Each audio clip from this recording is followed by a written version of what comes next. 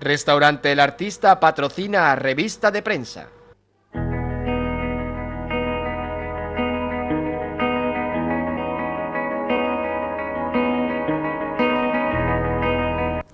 Martes 9 de julio, saludos señoras y señores. Bienvenidos un día más a Revista de Prensa, el espacio que dedicamos a comentar las portadas de los diarios que se editan en Córdoba.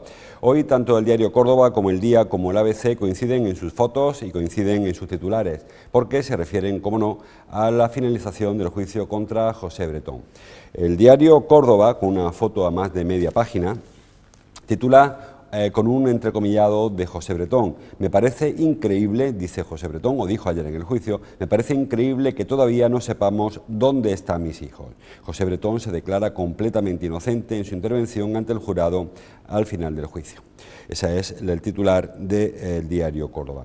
El diario El Día, una foto muy parecida y un titular muy parecido también. Bretón defiende su inocencia y cree increíble que no se halle a los niños.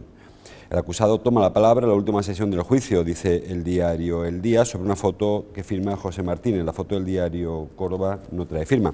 Y el diario ABC, también la foto muy parecida, muy similar al resto de fotografías, también con Bretón con el inalámbrico en la mano, y el titular, visto para sentencia el caso Bretón. Y el acusado dijo, es increíble que aún no sepamos hoy, que no sepamos aún hoy dónde están mis hijos, que es lo que él dijo ayer en el caso. Bueno, como saben, ayer concluyó la vista oral del caso contra José Bretón. Hoy, esta mañana, el juez Pedro Vela ha citado a las partes, a la Fiscalía, a la acusación particular y a la defensa, a la fiscal, a la abogada de Ruth y al abogado de Bretón y al jurado. Ha citado a todos para dar a conocer el hecho, el objeto del juicio.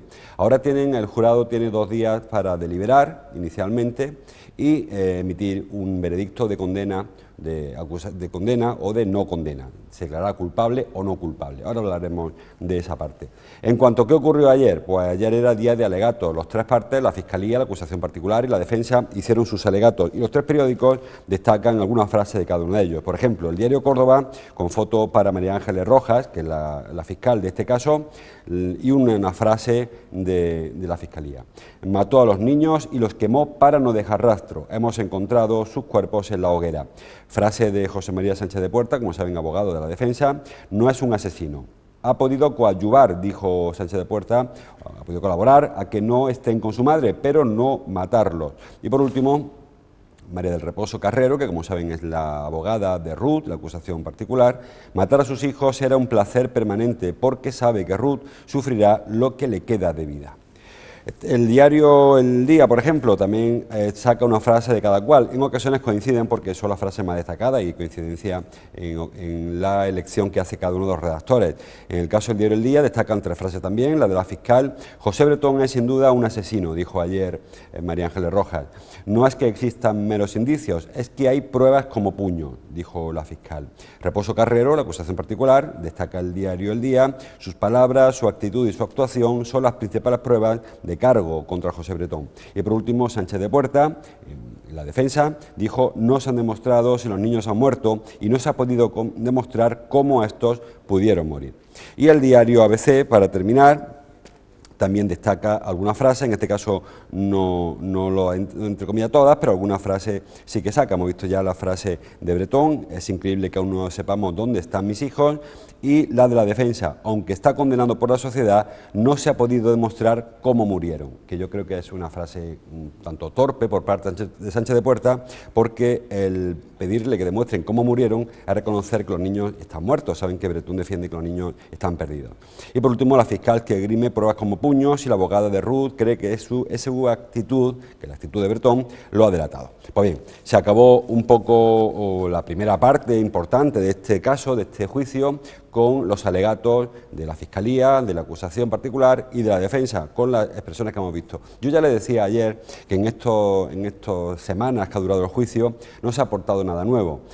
No se han movido un centímetro las posiciones de la acusación y de la defensa. La Fiscalía van a pedir hoy lo mismo que pidieron al inicio del juicio.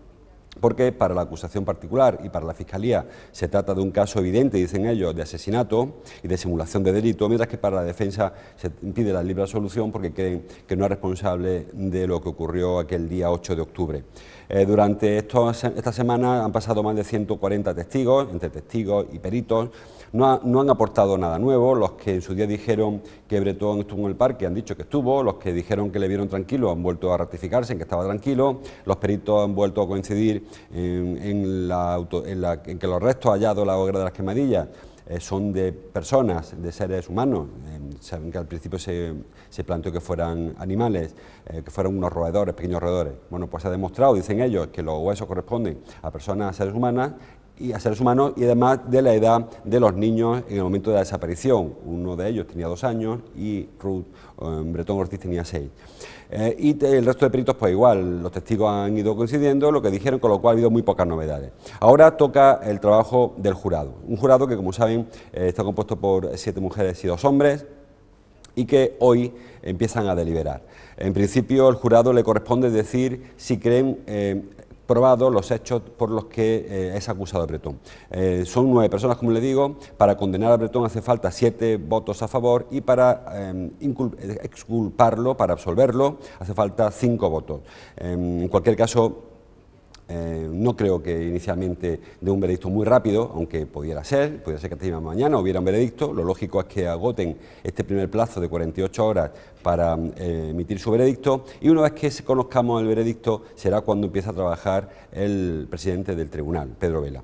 Tienen 48 horas, como les digo, que son prorrogables en principio, no hay fecha tope, pueden estar deliberando muchísimos más días, aunque también parece lógico que emitan un veredicto muy pronto o pronto en este primer plazo. Se espera, según las personas que siguen este tipo de juicios, que en el primer periodo, en estos 48 horas, tengamos veredicto. Luego será el juez quien determine si resulta condenado, será el juez quien determine a cuánto asciende la condena, si son los 40 años o si él entiende alguna circunstancia atenuante o alguna circunstancia agravante que pudiera acortar o alargar la condena. Yo creo que, entre tanto, Bretón va a seguir en prisión porque muy probablemente, sea cual sea el resultado del juicio, se recurra. Los juicios con jurado popular son muy fácilmente recurribles porque tienen un argumento muy fácil, es que el jurado, en el caso de que sea condenado, va a decir la defensa que se han visto presionados o que estaba muy mediatizado por lo que había ocurrido antes del juicio, va a poner en duda su imparcialidad, va a decir el abogado de la defensa que ya tenían el veredicto antes de empezar el juicio, perdón, que puede ser que sea cierto, porque, como les digo, no se ha aportado en muchas novedades, y en el caso de que saliera absuelto, la Fiscalía o la acusación lo recurrirán pensando o argumentando que un jurado profesional o técnico hubiese valorado otras pruebas. Sea como sea, probablemente haya recurso, pero en el transcurso de este juicio al siguiente, no creo que Bretón, si es que saliese inocente, no creo que tampoco que abandonase en la prisión.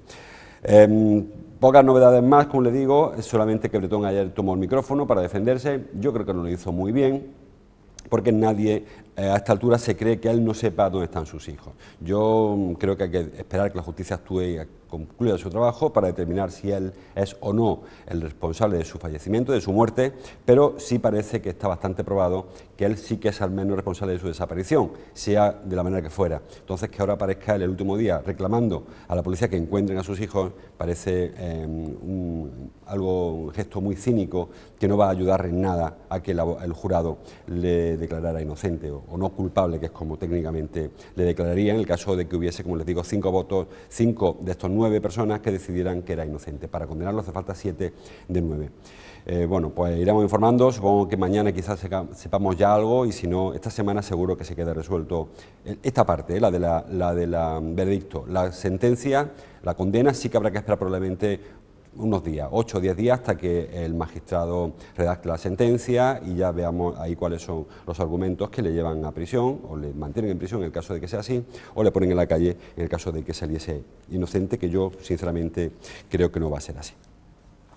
Bueno, este es el caso, esa es la noticia que copa las portadas, pero hay alguna información más. En el caso del diario Córdoba, un único referente a la ciudad o a la provincia, en este caso a la capital, porque ayer se puso en marcha el centro Carlos Castilla del Pino, en la parte de ambulatorio, la parte de centro de salud. Dice el diario Córdoba, ahí lo tienen, el centro Carlos Castilla del Pino presta unas 1000 asistencias el primer día. El nuevo edificio incluye un centro de salud, consulta de especialistas y las urgencias que antes había en el ambulatorio de Avenida de América o en el centro de salud de Avenida de América, y como saben va a recibir ahora el centro de salud que había en Colón, y va a haber un movimiento de centros asistenciales. Algún otro periódico también habla de esto, todos hablan lógicamente en páginas interiores, aunque hoy el tema este de Bretón nos ha comido casi todo. En principio hay que decir que los usuarios, estas 1000 personas que ayer ya acudieron a este centro de salud, en general están satisfechos con el cambio, aunque hubo algunas quejas, básicamente por la falta de aparcamiento, por la falta de transporte en la zona y porque no han sido convenientemente informados, y algunos, sobre todo los de la provincia que tenían cita para el hospital, para Reina Sofía, les avisaron de que tenían que irse a este nuevo centro de salud, que evidentemente no aparece en los navegadores de los coches. Incluso hay algunos profesionales, los taxistas de la provincia, que no saben dónde está y que hubo algún lío al principio. Creo que con el tiempo se irá corrigiendo y que es un centro muy moderno, un centro que aparentemente, ojalá no haya que usarlo, pero reúne las características del siglo XXI que no tenían, por ejemplo, el de la Avenida de América, incluso algunos ambulatorios, por ejemplo, el de la Marina, el Parque Figueroa, que está muy antiguo. Así que habrá que dar un poco de tiempo para ver cómo evoluciona, pero el primer vistazo es que es positivo, a excepción quizá del aparcamiento, que no se ha resuelto, y el transporte, que está a medio de resolver. Saben que a la espalda de este centro de salud está este centro que se conoce como Las Setas, donde se coloca el mercadillo, y que hubo una asociación que pidió que se destinara aquello como aparcamiento. No se hizo así, se destinó otra cosa, que me parece que está muy bien destinado como está, pero es verdad que en la puerta del ambulatorio pues cabrán 15 o 20 coches. Si ayer hubo 1000 usuarios, pues haga las cuentas y verán que muy poca gente pudo aparcar en la puerta del ambulatorio. No hay plazas para minusválidos, hace mucho calor para ir paseando ayer, en fin, creo que son inconvenientes que con el tiempo habrá que ir resolviendo. El resto de información se aleja. Una información que repite los periódicos y es el accidente que ayer le costó la vida a 9 personas en Ávila. El diario Córdoba trae una fotografía del autobús siniestrado y el titular, el Olén, grave accidente de tráfico en Ávila al volcar un autocar. El conductor ha sido detenido tras reconocer que se quedó dormido al volante. Es un hombre que lleva haciendo esa ruta muchísimo tiempo y que, bueno, se quedó dormido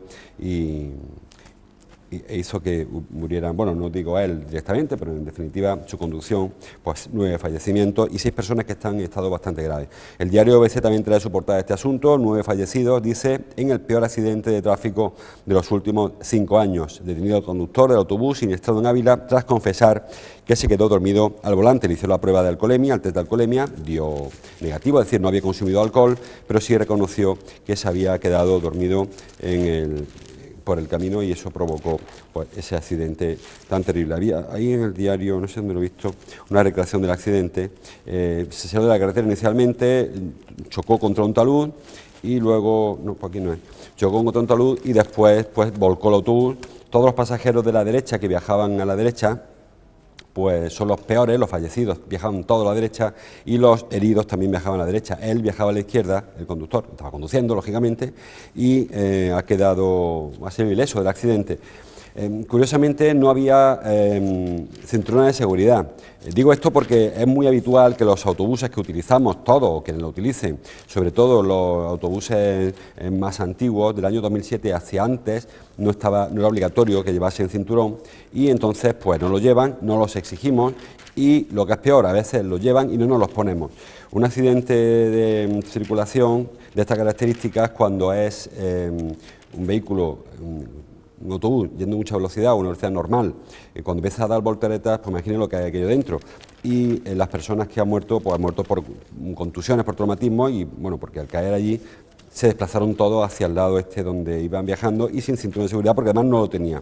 No era obligatorio, pero no lo tenía. Y por ahí venía no sé dónde lo he visto antes, un periódico, una recreación, ahora no lo voy a encontrar.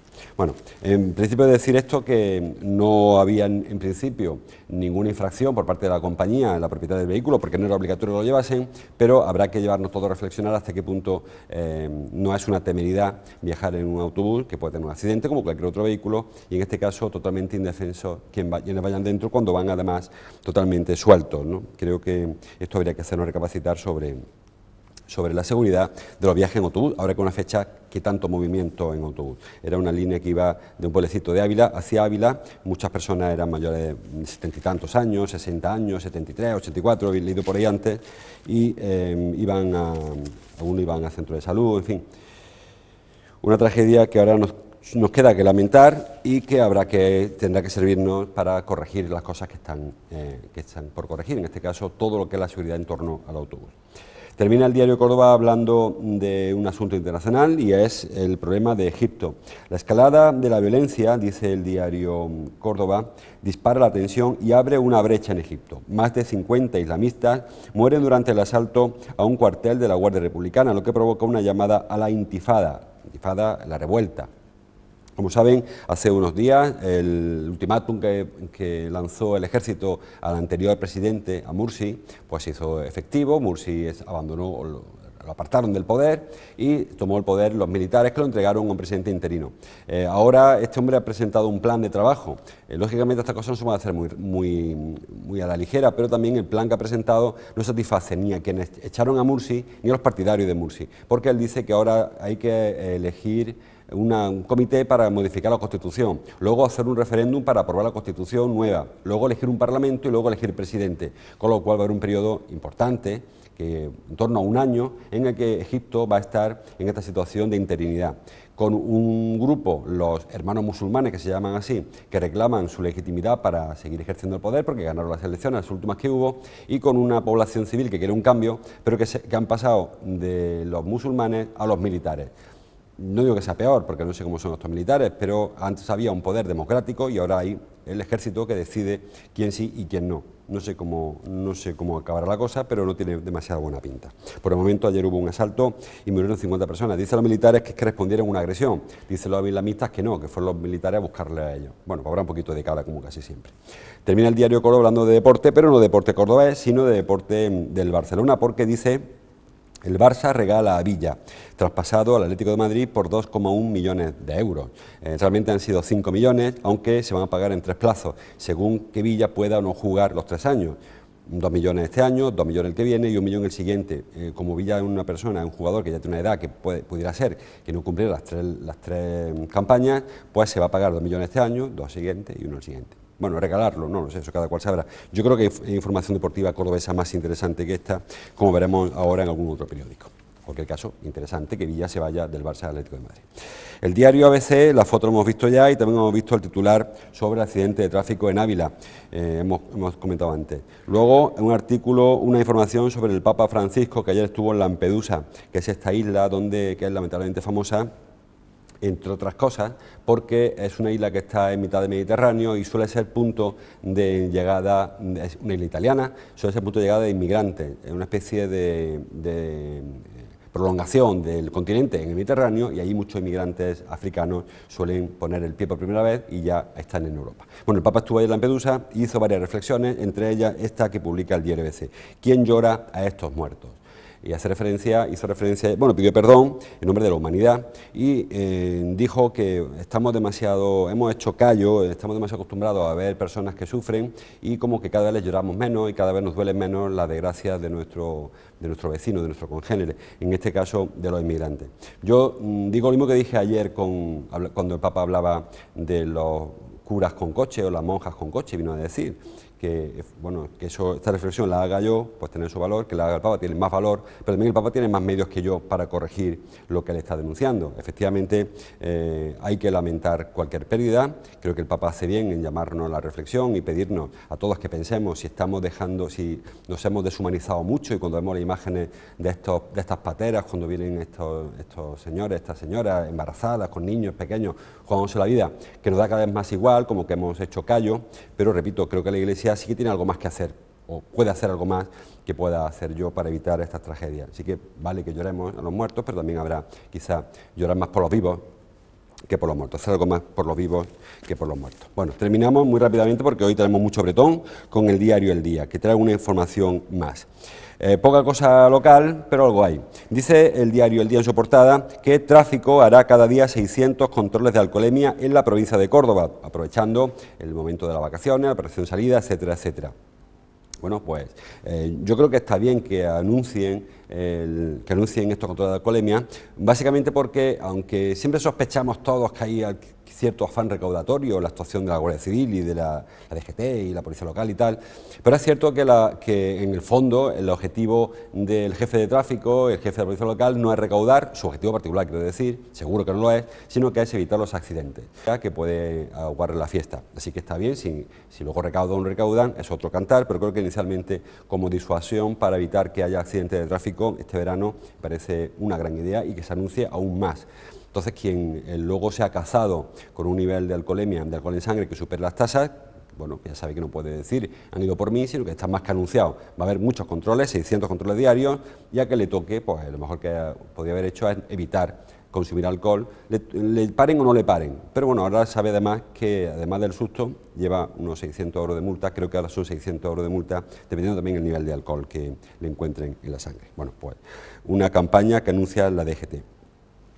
El PSOE de Andalucía, dice el diario El Día, pone trabas a allanar el camino a Planas. Bueno, eso de las trabas y allanar parece, estamos en una contradicción, pero algo de sentido tiene. El consejero de Agricultura, Luis Planas, y el alcalde de Jun podrían acudir a los tribunales para pedir igualdad. Bueno, ¿qué está ocurriendo en las primarias del PSOE? Pues básicamente que hay una candidata oficial, aunque no se le llame así, que es Susana Díaz, y dos candidatos alternativos. Luis Planas, que es el que representa a los críticos, de hecho, cada vez que se hace una foto se acompaña más de críticos, por ejemplo, Joaquín Dobladea aparece en la foto cada vez más con Luis Planas, Francisco Pulido, por ejemplo, aparece con Planas en la foto. Hay personas que en su día se posicionaron frente a la corriente oficial. Bueno, pues Planas es más cada vez candidato de los críticos y el alcalde de Jun, este hombre se llama Rodríguez, José Antonio, creo que es Rodríguez, o Juan Antonio Rodríguez, en un pueblecito pequeñito de Granada. Pues este hombre, no digo que sea candidato, es alternativo en cuanto a la forma, más que en cuanto al mensaje. Un alcalde de Jun muy popular en Twitter, tiene muchísimos seguidores en Twitter, José Antonio Rodríguez se llama así.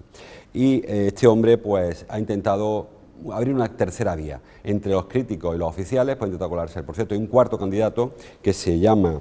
no lo recuerdo evidentemente, se llama Marco Antonio o Marcos Antonio Encinas, es de la agrupación socialista de Torrox, en Málaga, está parado y no creo que sea capaz de reunir los 6.860 firmas que necesita para concurrir. Porque esta es la traba a la que se referencia tanto Planas como Rodríguez, el alcalde de Jun.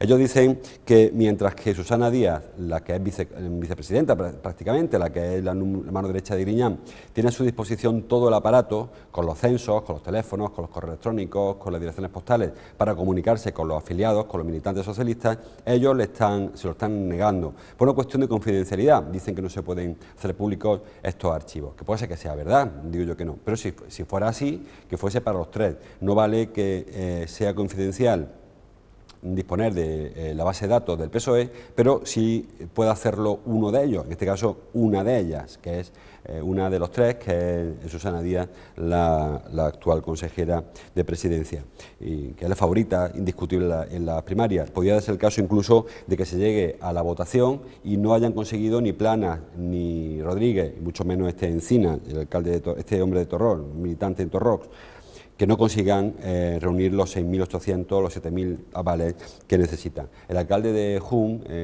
este hombre Rodríguez, ha pedido que se le admitan unos avales informáticos a través de correo electrónico, a través de certificaciones de confirma digital, y le he dicho al PSOE que no saben de eso y que papelito con su sobre, dentro del carnet de identidad, la fotocopia del carnet del PSOE y tal. Él dice que no tiene sentido. Planas dice que en el último congreso que hubo del PSOE se habló de rebajar la cantidad de avales del 15% al 10%, o se exige el 15% de la militancia para avalar a cada candidato. Dice que son muchos y que por eso se propuso rebajarlo y sin embargo pues no se acepta la rebaja y no son capaces ni él ni el alcalde de Jun y mucho menos este hombre de Encina de reunir esas cantidades. Parece que Susana Díaz sí que va bastante sobrada en cuanto a reunir avales. Se pregunta al alcalde de Junque qué viene tanta prisa, que da la sensación como de que quieren un grupo del PSOE, grupo oficial, quiere dejar a los otros fuera de la carrera porque no quiere llegar a las urnas. No lo sé. En cualquier caso, yo mi reflexión única sobre esto, yo no voy a posicionarme. Luis Planas es cordobés, es amigo, Susana Díaz, bueno, no me parece que sería en su día una mala candidata, pero son ellos que deciden, no yo. Pero mi reflexión es que cuando un partido está intentando dar una imagen a la opinión pública de apertura, de participación, no lo está haciendo luego bien en la transmisión, en la comunicación de este tipo de informaciones, ¿no? Porque la sensación que tenemos ahora, los que no estamos en este proceso, es que están dirigiéndolo todo a que Susana Díaz sea elegida candidata sin mucho desgaste, que el partido aparezca como muy unido y que no aparezca que hay dos corrientes muy diferenciadas, porque luego eso perjudicaría a cualquier congreso. Yo creo que lo están haciendo mal y al final van a estropear la jugada. Es cierto que quedan años hasta las elecciones, da tiempo a que Susana Díaz, que si no varía nada será candidata casi por aclamación, ser elegida por aclamación, pues da tiempo a lavarle la cara. Pero inicialmente eso va a hacer algún daño al partido y además son cadáveres que van quedando por el camino, porque cuando luego llegue la hora de arropar a Susana Díaz, se va a encontrar con que los seguidores de Luis Planas y los del alcalde de Jun, pues no van a tener la misma alegría y euforia que tendrían si el proceso hubiera sido más transparente y más igualitario y, como dicen ellos, fuera más equitativo. El diario El Día también habla de Bárcenas.